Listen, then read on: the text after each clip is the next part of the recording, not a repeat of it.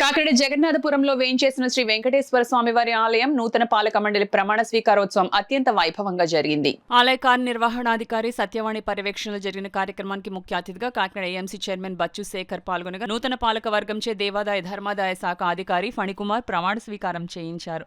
ఈ సందర్భంగా AMC chairman Bachu Shekhar మాట్లాడుతూ కాకినాడ సిటీ ఎమ్మెల్యే వనమాడి కొండబాబు ఆదేశాల మేరకు నూతన కమిటీని ఏర్పాటు చేయడం జరిగిందన్నారు. ఆలయ అభివృద్ధికి కొత్త పాలక మండలి సభ్యులు కృషి చేయాలని కోరారు.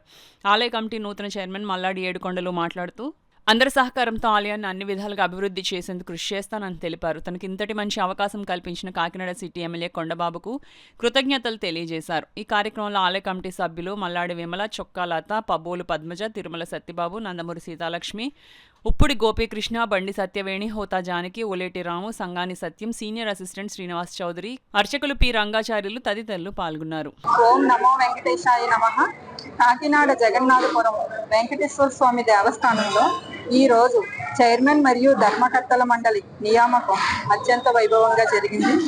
అలాగే ఈ నూతనంగా ఏర్పడిన ధర్మకర్తల మండలి వారికి నా శుభాకాంక్షలు తెలియజేస్తూ మా కమిటీ మెంబర్స్ అలాగే మాతో అన్ని రకాల స్వామివారి సేవల విషయంలో సహకరించవలసిందిగా అలాగే దేవస్థానం యొక్క అభివృద్ధికి తోడ్పడతారని ఆకాంక్షిస్తూ మరొకసారి శుభాకాంక్షలు తెలియజేస్తున్నాను. అందరికీ నమస్కారం.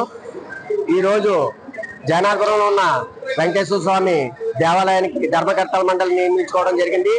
కూటమి ప్రభుత్వంలో వనమాడి వెంకటేశ్వర కొండబాబు గారి ఆదేశాల మేరకు ఈ రోజుని 11 మందిని సభ్యులుగాను, 2 స్పెషల్ ఇన్వైటీ గాను ఈ రోజు నియమించడం జరిగింది.